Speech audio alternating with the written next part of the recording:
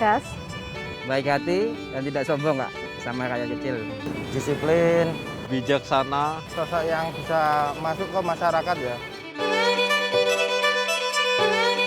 tolong kebersihannya untuk kali-kali dan jembatan-jembatan biar agar tidak kebanjiran, Pak. akan disegerakan masuk sekolah aja. supaya kota Semarang lebih bagus lagi. UMKM Semarang itu mungkin ditingkatkan lagi mungkin. Ngasih tempat lah buat PKL jualan di Kota Lama sini. Ya kalau saya sih setuju-setuju aja. Oh, saya cocok.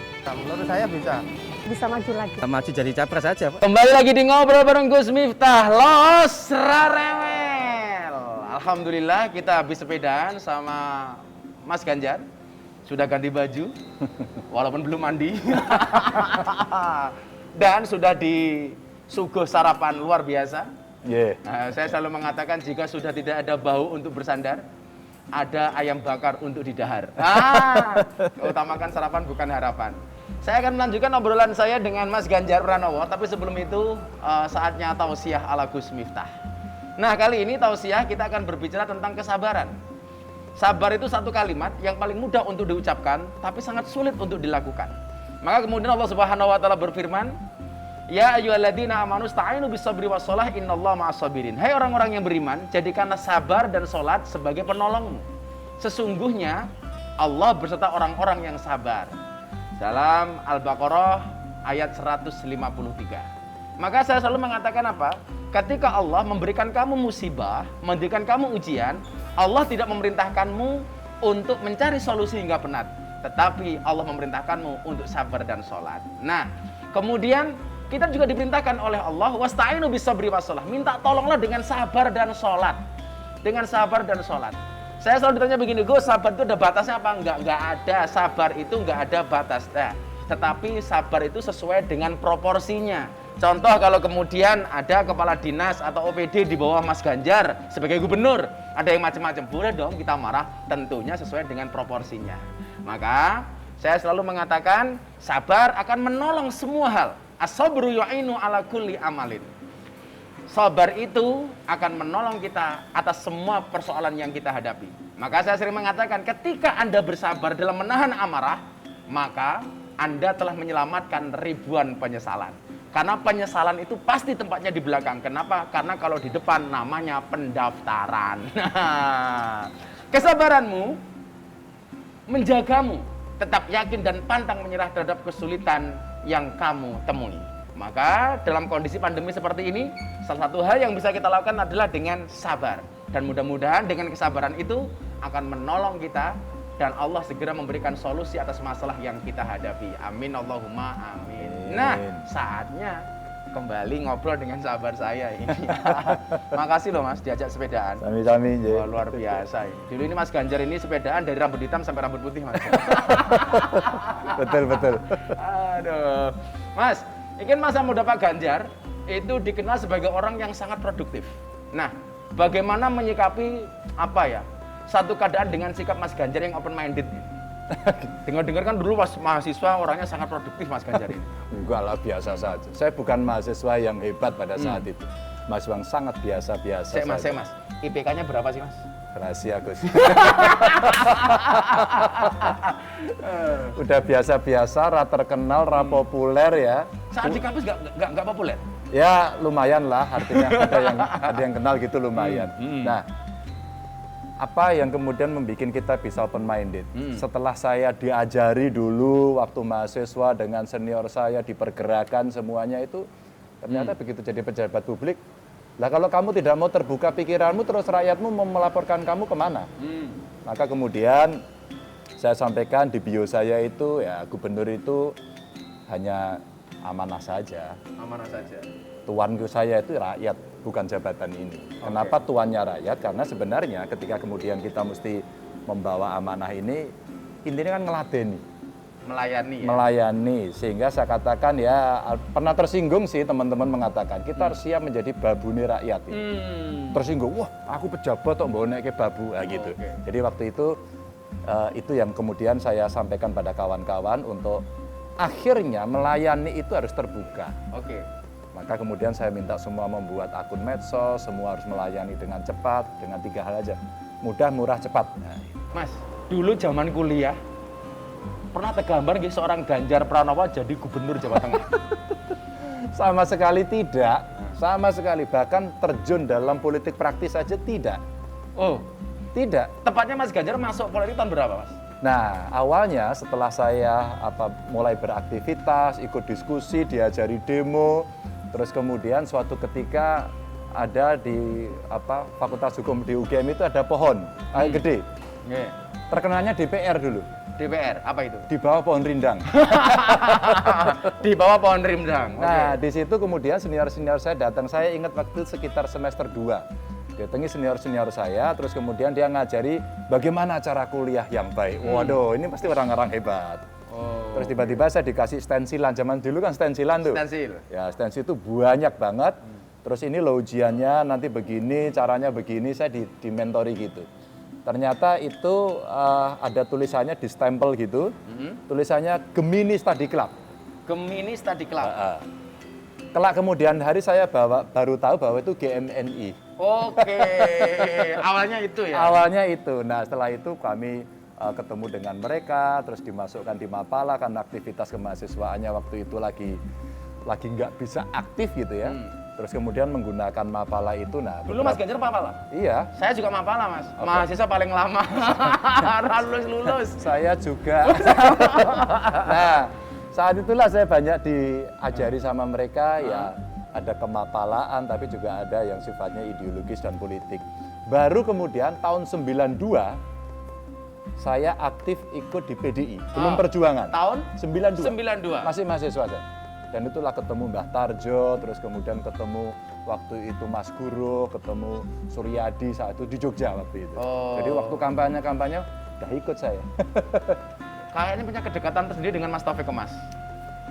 Sebenarnya tidak terlalu, cuman pada saat saya beraktivitas, kemudian ya mulai dari mahasiswa 92 berpartai, kemudian hilang, Oke. nggak lagi.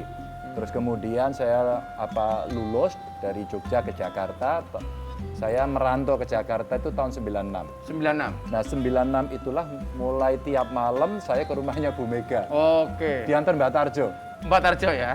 Wah, ini bocah-bocahku ini saya ini lagi ketok gitu. Karena dulu kita sering di Jogja waktu Jogja. 92 itu. Nah, pada saat setiap malam kami ke rumahnya Bu Mega, Mbah, kenalin dong ke Bu Mega gitu. Jadi kita itu kenalan dulu. Ya, masih rame-rame 96 sebelum 27 Juli.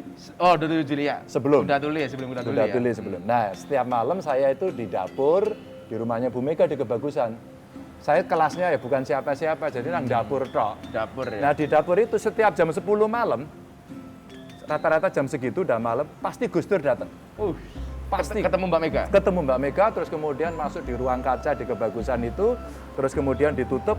Nah kita itu nonton, itu beliau berdua cerita apa ya gitu. Wah situasi kan politik tegang saat Tapi itu itu, ya. Ya. Masih dengar kita operasi naga merah, naga hijau. Naga hijau, iya, betul. Ya, itu kan. Nah saya di dapur itu, biasanya nanti Mas Taufik Kemas datang ke dapur, saya nonton TV aja di situ sendirian gitu. Ada beberapa pembantunya. Nah Mas Taufik Kemas di situ datang, terus saya ngobrol berdua. Terus beliau itu membantu orang yang datang, dikasih uang. Kamu naik apa? Bis, berapa biayanya? 100.000 saat Itu itu. kebiasaan Mas Taufik Kemas ya. Tiap malam.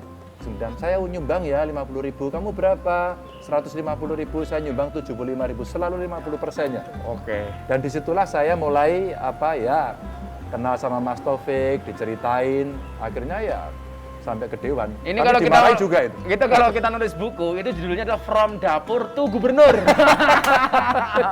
Kisah ya. Ini kan kalau dari gayanya ini kan Pak Ganjar nih santunnya ada, itu kan. Galaknya ada, gemesinya juga ada. Artinya ini saya pikir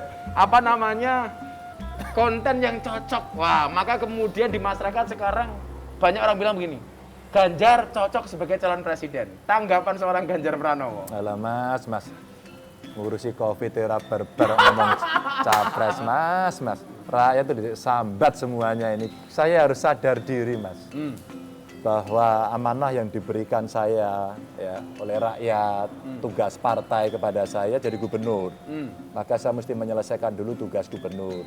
Dan hari ini pandemi masih seperti ini. Saya itu kalau sebagai orang Jawa itu isin ya mas. di tengah pandemi kayak gini ngomong copras-capres ya. Iya. Izin saya. Makanya lebih baik saya urus tempat tidur yang multi ditambah, oksigen yang kurang, Tenaga nakes, kerja, nakesnya kesehatan. tenaga kesehatan yang kemudian mesti diurus, masih mengedukasi. Matur nuwun tadi jenengan sepedaan elek-elek wong, ayo pakai masker. Maskeran ya. Nah ini kita Jogo jogo tonggo, ayo eling karo Gerakan ngelingke. eling-eling. Jadi sebenarnya ini yang penting dulu. Makanya kalau kita bicara yang lain enggak lah. Dan tradisi di PDI Perjuangan itu kalau ada survei-survei itu biasa baik, biasa baik, rasa geer-geeran gitu. Enggak usah takut berlebihan ya. Enggak usah Pas, wong partai saya itu udah jelas di PDI Perjuangan itu seluruh keputusan itu ada di tangan ketua umum.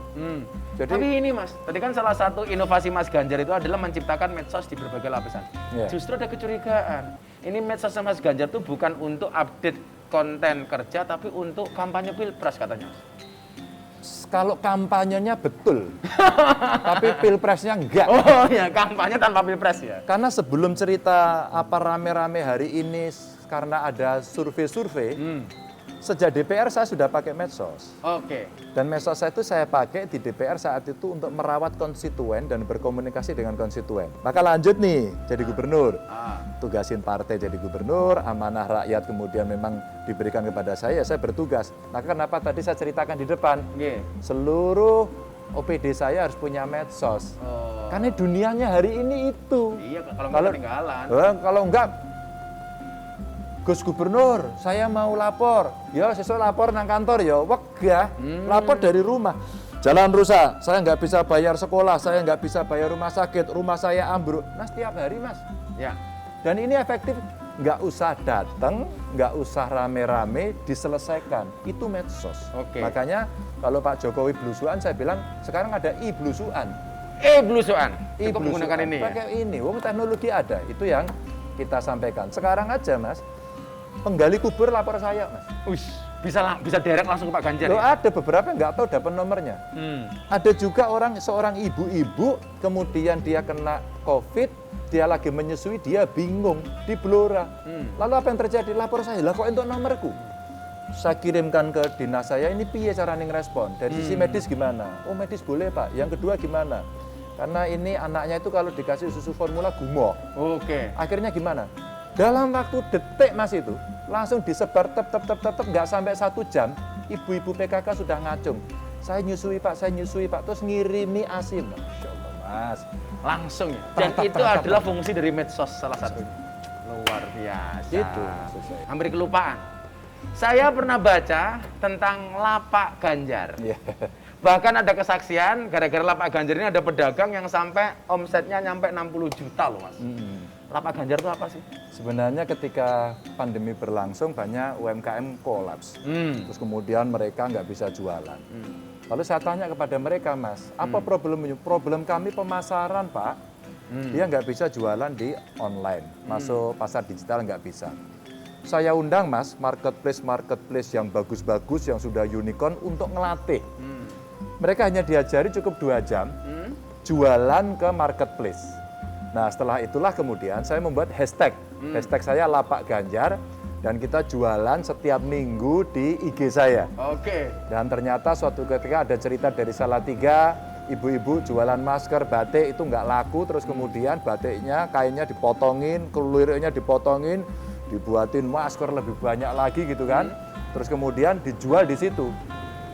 Penjualannya naik 300%. Terus saya bilang, oh ternyata bisa. Terus akhirnya kita buat tema. Ada makanan, ada kerajinan, begitu ya, ada furniture, ada lukisan, pokoknya sembarang kalir gitu. Nah setelah itulah kemudian kami jualan di Jawa Tengah, mulai Jawa Timur minta, Bali minta, Sampai NTB bahkan. ya, NTT, NTB, terus kemudian Jawa Barat minta, boleh nggak Pak Ganjar?